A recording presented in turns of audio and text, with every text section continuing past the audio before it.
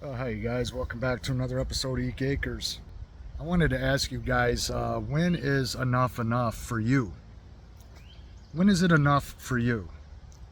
For you to make a decision to say no more?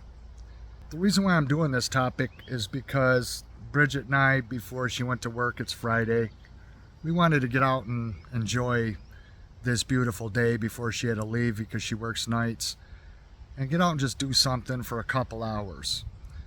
And so we went about 20 minutes away to an indoor flea market that is year round. And we've been there many, many times. And the thing that was different this time is that all the prices at this indoor flea market have tripled. They have tripled. On literally everything in that place has tripled in price. And as we made our rounds through the place, I told Bridget, I says, can you believe the prices inside this place? You guys, this is all antique and vintage stuff. This has absolutely nothing to do with tariffs. This is not stuff that's coming from other countries. This is stuff that's already here in the States being sold. Stuff that's 30, 40, 50 plus years old. And the prices have tripled.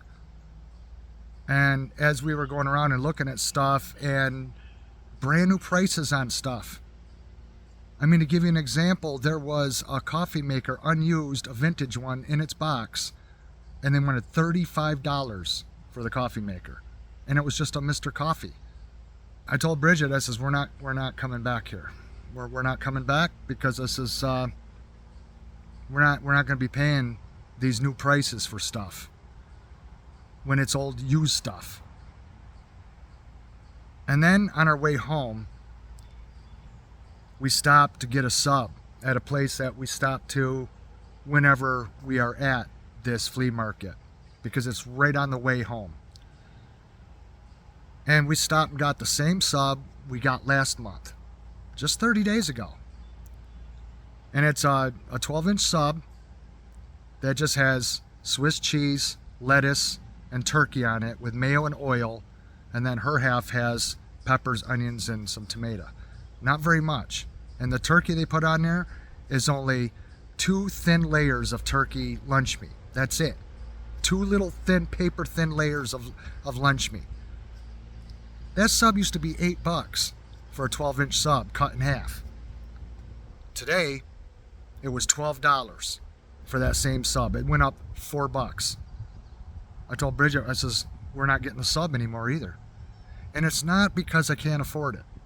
It's not because I don't have the money to pay these new prices. It's because I want to say to these people that this isn't okay. You're going to lose me as a customer if you're going to raise your prices like you are. I'm not going to give you my business because I'm to the point in my life, you guys, where enough is enough. And Walmart's even announced at the end of this month, the end of May, they're jacking up the prices in their store.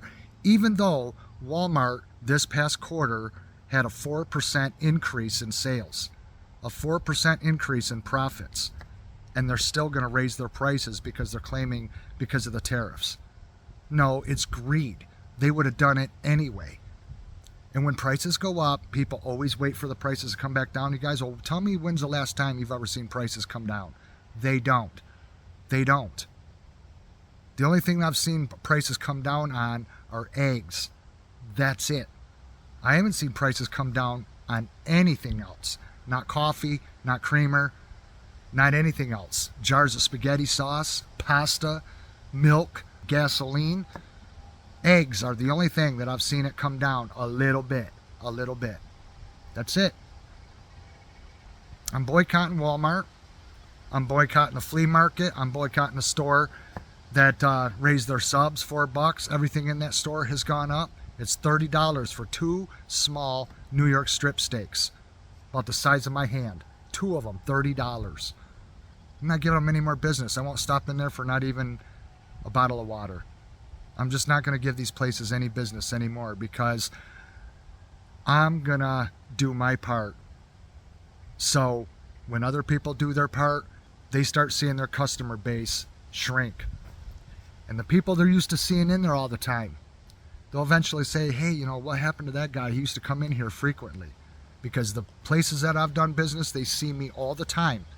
And then when they don't start seeing me anymore, and other customers anymore, maybe they'll get it that they're going somewhere else to spend their money. Because you guys, the only way we're going to get price control on stuff is if we do it ourselves, and you have to do it through boycotting to say, you want ridiculous prices for your things, I'm not going to spend it, and I'm not going to do business with you anymore. It's a choice.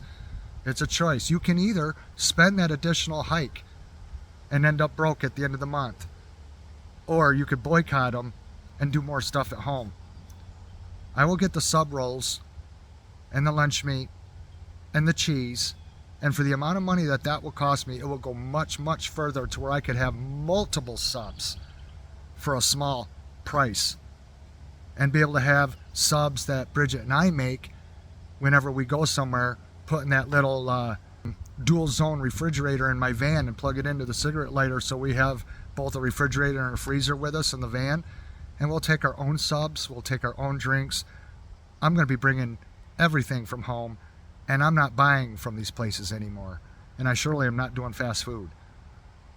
I'm boycotting all these places because you're going to raise your prices and you think that's okay. It's not okay with me. It's not okay with me, and I'm not going to pay it.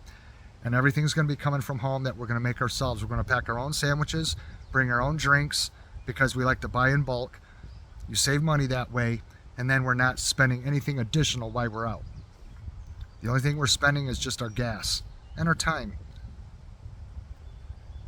But we'll bring things from home.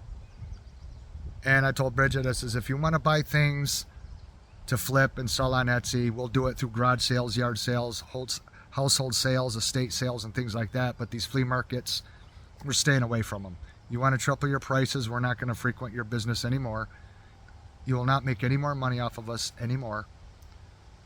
We won't be back.